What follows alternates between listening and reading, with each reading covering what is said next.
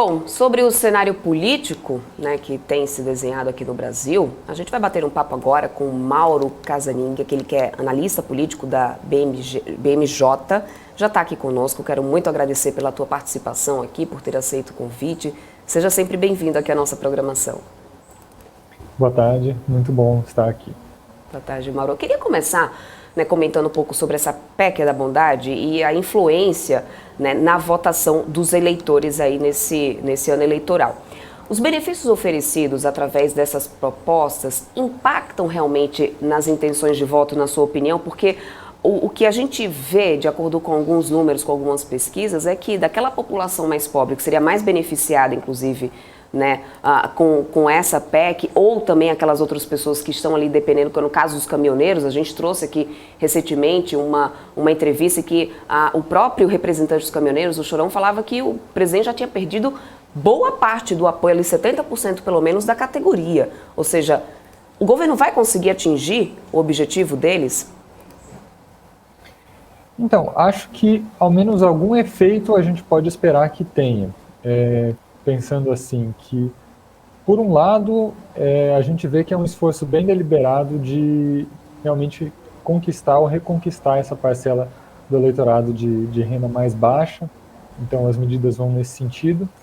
E a questão é que a gente pensa se as medidas vão ser realmente efetivas é porque, por um lado, acho que a gente ainda tem uma associação talvez significativa da gente pensar da origem desses programas com o governo Lula especificamente, né? Então, de algum jeito ou de outro, as pessoas ainda talvez ainda não associam o programa totalmente com o Bolsonaro. Mas, por outro lado, a gente teve, e acho que é a maior âncora para a gente pensar os efeitos dessas medidas, a questão do auxílio emergencial em 2020, né? Que foi um pagamento de R$600, como também está se querendo aprovar agora, e que realmente ajudou a alavancar muito a popularidade do Bolsonaro na época. A questão é que o auxílio emergencial ele era muito mais amplo do que, nesse caso, por exemplo, os beneficiários do Bolsa Família ou do Auxílio Brasil. Então, acho que pode ter tido um efeito, principalmente talvez nesses outros setores, pensando, por exemplo, em trabalhadores autônomos ou informais que perderam sua fonte de renda na época e estavam recebendo os benefícios. Então, talvez por parte dessa população, mas eu acho que deve ajudar, sim, esse aumento nos segmentos mais pobres, mas a questão é que acho que ainda falta uma estratégia para que o governo tome o crédito totalmente dessa medida, né? Que ele consiga associar essa medida com o seu nome, com a sua marca. Certo. Ô Mauro, agora quais seriam, né, os principais efeitos aí do veto do presidente Bolsonaro aí a esse teto, né, do ICMS aí, né? Você acredita que isso pode acabar impactando aí, e de que forma, né? De forma positiva ou negativa, impactando o próprio presidente com a sua base? Então, por um lado, nós já vimos que vários estados já começaram a reduzir algumas alíquotas de ICMS, mesmo não tendo o cenário político totalmente resolvido, né?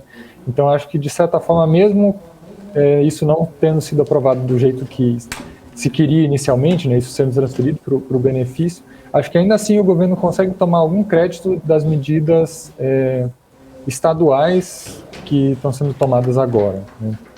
Então, mas eu acho que isso mostra claramente uma mudança de estratégia, porque quando a gente pensa na questão de combustíveis é algo que atinge principalmente as classes médias, né, as pessoas que dependem mais de carro para sua locomoção. Então, realmente houve uma mudança de estratégia dessa medida de focar nesse extrato para focar nos extratos mais pobres, que é onde o Bolsonaro perde mais.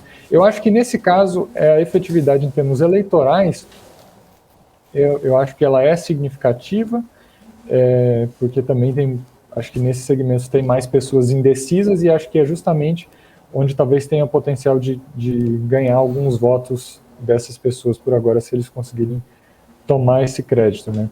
Mas, nesse sentido, eu não acho que gera um impasse muito grande, considerando que mesmo a limitação do ICMS como com a tributação como item essencial, né, já tem surtido efeitos, e acho que o governo federal consegue capitalizar nessa situação juntamente com os governadores. Então, mesmo não tendo o crédito completo, né, da medida, eu acho que é algo que beneficia também nos estratos mais médios, que acho que é onde tem, inclusive, maior potencial de voto. Então, você acredita... Bom, a gente vê nessa redução, a grande expectativa é que se caia mesmo, né, o preço da bomba em combustível. Então, você acha que, de repente, a gente pode ver uma virada ali de comportamento? Você acredita que essa queda nos preços, né, dos combustíveis vai passar a ser sentida ainda nessa semana? Em alguns casos, pelo menos assim, aqui é anedótico, né? Pelo menos eu tenho observado alguns movimentos, sim, em alguns estados que reduziram. A gente observa que os preços caíram até, podemos dizer, até significativamente, né, em cerca de R$1. Então, acho que é algo significativo, sim. Mas a questão é ver se todos os estados vão seguir, quais vão seguir primeiro. Acho que esse timing também pode ser uma variável importante para se pensar nos efeitos. Mauro, falar um pouquinho sobre agora essa questão que envolve aí o populismo político, né? A gente tem os dois presidenciáveis aí mais fortes na disputa, tanto o Lula quanto o presidente Bolsonaro aí com um amplo apelo populista aí, com os seus públicos aí bastante distintos, né? Qual que é o real impacto na sua visão aí dessa questão aí nas eleições, hein? Eu acho que, particularmente nesse ano, a gente vive um momento em que a gente teve um evento muito específico, que foi a questão do conflito na Ucrânia, que acabou virando um pouco o jogo do que a gente costuma pensar na análise, né? Porque a gente costuma pensar, o político que está em posse da máquina eleitoral, ele tem suas vantagens, etc. Mas quando a gente pega esse ano especificamente, a gente teve esse evento que, de certa forma, meio que deu uma vantagem de conseguir ampliar ainda mais essas medidas com a justificativa de mitigar esses efeitos, né? Que em alguns casos a gente pode interpretar que ela é mais ou menos legítima, mas é uma justificativa que de fato existe. Então, eu acho que esse é um fenômeno que é muito bem documentado, não só a nível federal, mas a nível estadual, né? Se a gente for pensar em questão de máquina pública. E se a gente for pensar na questão mais de promessas mesmo, eu acho que é algo que tem estado bem evidente nessas duas últimas eleições, né?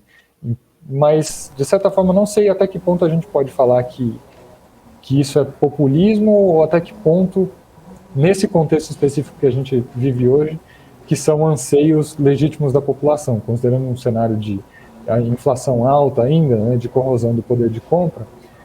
Se esses tipos de promessas também não dão vazão a isso especificamente. Agora, a questão é se a gente vai ver planos para alcançar esse crescimento da economia, para conseguir solucionar essa situação de inflação, etc. Planos que sejam mais sustentáveis no longo prazo, né, que promovam, por exemplo, estabilidade fiscal, que promovam... Bolsonaro internacionalmente esteja manchada, de certa forma, a chegar a pontos como esse, desse cancelamento dessa reunião?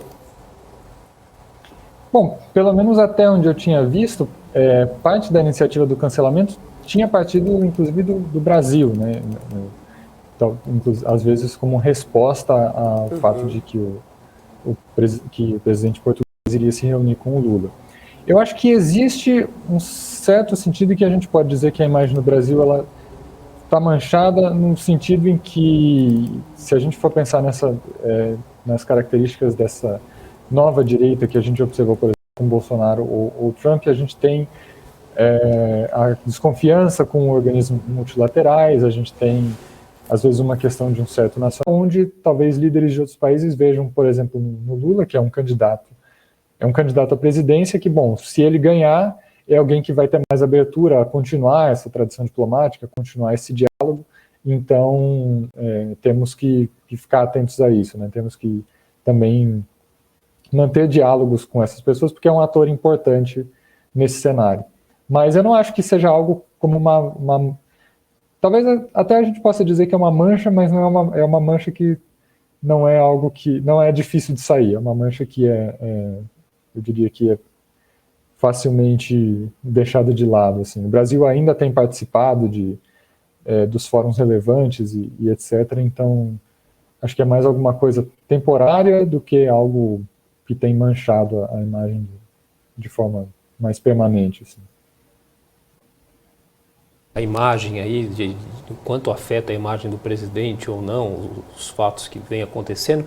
A gente teve hoje a decisão do presidente Rodrigo Pacheco lá no Senado aí, dizendo que a CPI do MEC vai ficar mesmo para depois das eleições. Com certeza aí um ganho bastante expressivo aí para o governo e principalmente na imagem do presidente Bolsonaro, né, Mauro?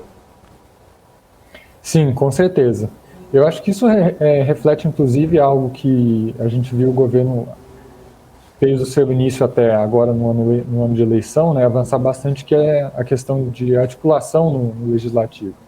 Então, de fato, conseguir uma vitória dessas bem expressiva, porque ajuda o governo a se desfazer de um caso que até agora parece ser relativamente importante, né? O Bolsonaro, inclusive, tem afirmado que assim, existem casos isolados de corrupção no governo, que é algo que até recentemente não era admitido, né? Então, não sei se a investigação pode resultar em algo ou não, mas simplesmente o fato disso não estar na mídia, né? Acho que os efeitos de uma CPI são principalmente midiáticos, porque dificilmente acaba resultando em alguma indiciação, por exemplo. Isso é mais da parte da investigação criminal mesmo, mas os efeitos midiáticos de uma CPI para o governo no ano eleitoral poderiam ser negativos. Apesar de que eu acho que mesmo assim não seria seria de ordem secundária, né? Não seria tão relevante quanto as preocupações com a inflação, a economia, com o padrão de vida, né? A qualidade de vida, que acho que vão ser o centro para esse ano.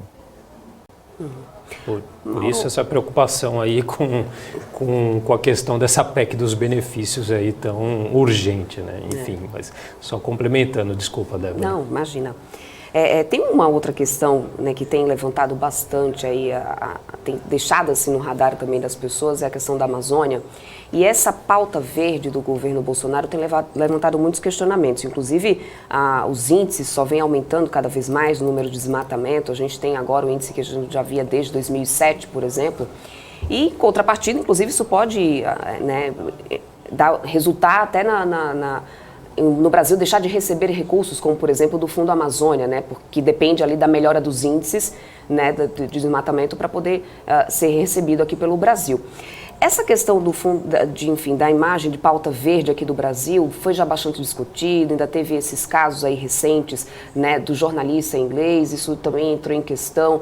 Pela primeira vez a gente praticamente ouviu o presidente Jair Bolsonaro falar sobre, de um tom um pouco diferente, aí foi quando teve agora esse encontro com o Biden.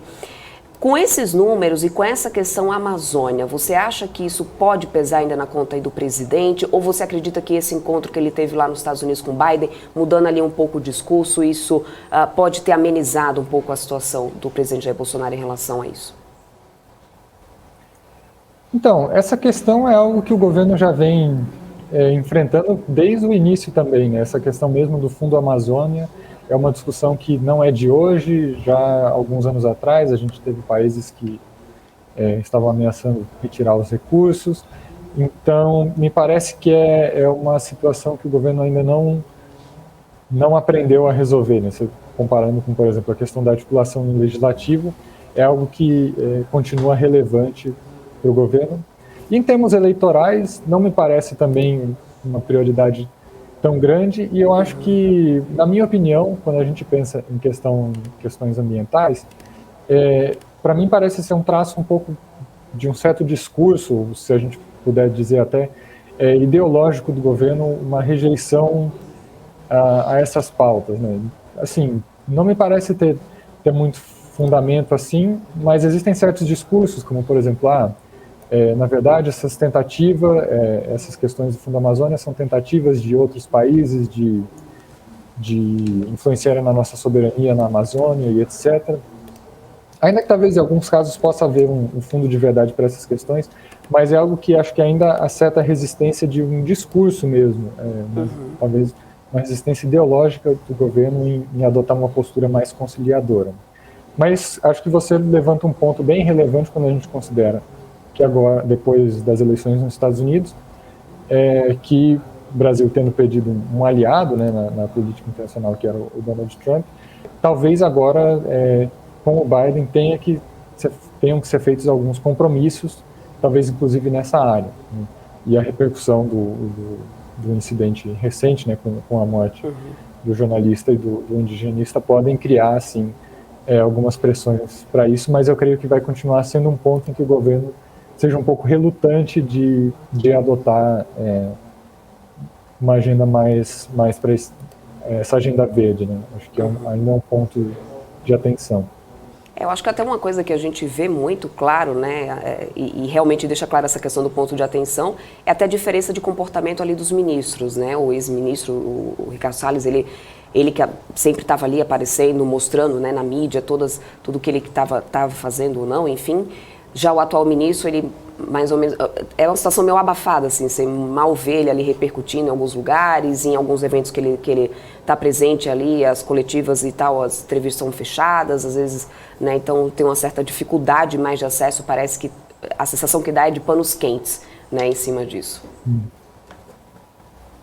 Sim.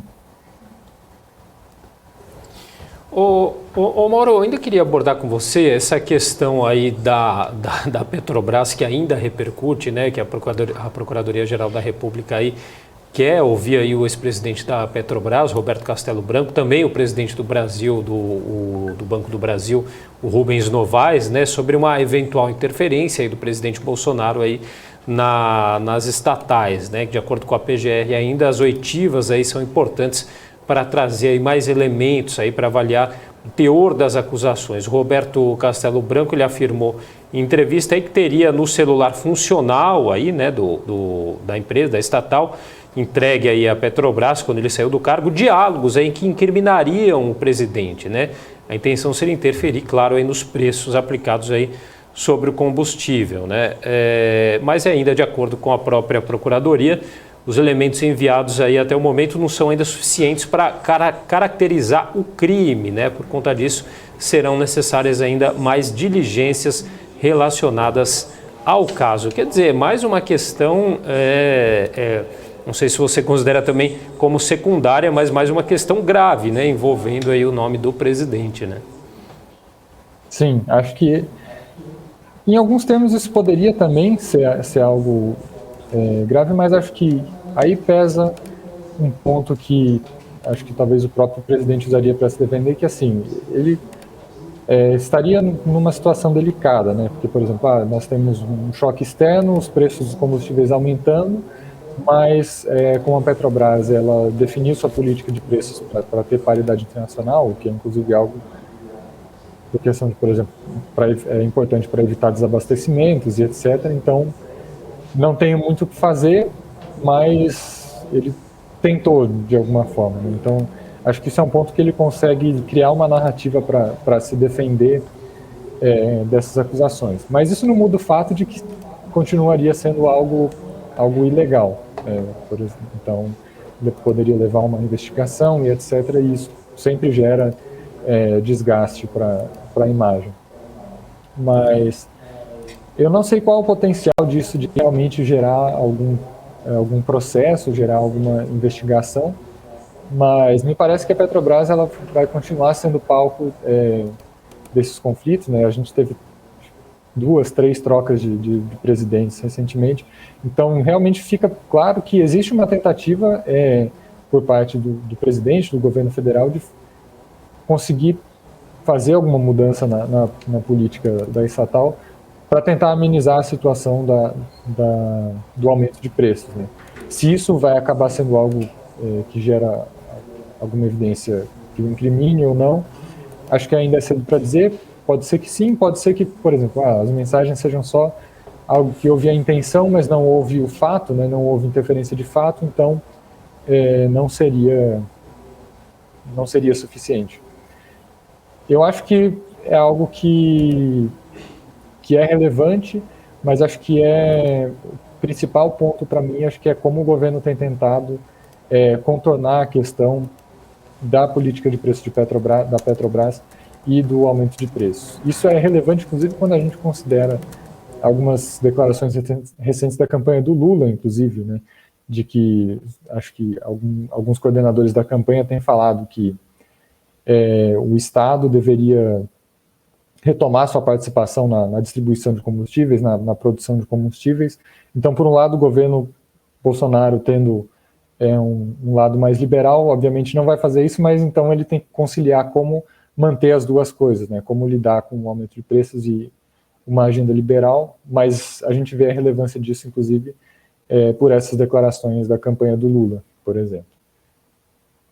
Mauro, mudando agora, falando um pouquinho sobre gastos, né, nessas eleições, o TSE, inclusive, está propondo aí fixar, aliás, já foi divulgado, inclusive, um limite de gasto para candidatos à presidência em 88 milhões. Né? Esses valores correspondem aos gastos, inclusive, ao teto já fixado na campanha de 2018, aí foi apenas atualizado com o IPCA, né, desde as últimas eleições. Esses limites de gastos deveriam ter sido definidos no Congresso Nacional, na verdade, né, há pelo menos um ano, mas os parlamentares não chegaram aí a um acordo, os candidatos acabaram sem uma definição antecipada. Como que você acredita, você acha que isso pode afetar de alguma forma essa eleição esse ano, o valor estipulado agora, corrigido pelo IPCA, você acredita que, né, para esse cenário atual, isso vai mexer de que forma esse teto aí fixado pelo TSE para as campanhas eleitorais de presidentes?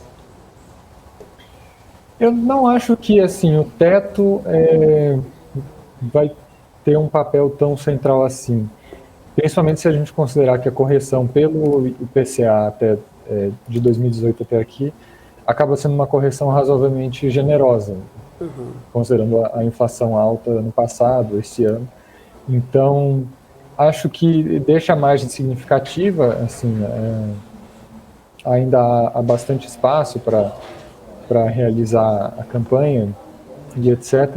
Eu imagino que talvez se o Congresso Nacional tivesse definido, o governo poderia ter tomado alguma medida, por exemplo, para talvez garantir um limite mais alto, por exemplo.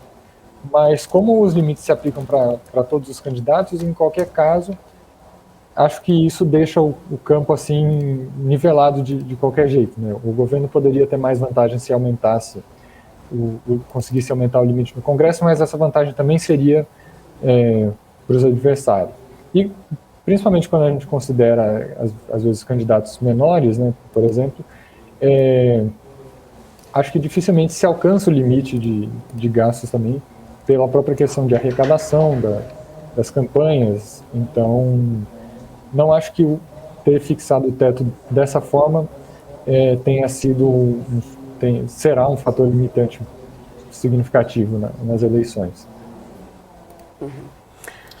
É isso, então tá obrigada. Certo. Valeu, Mauro. Queria agradecer então Mauro Cazzaniga e analista político da BMJ participando aqui com a gente na tarde de hoje.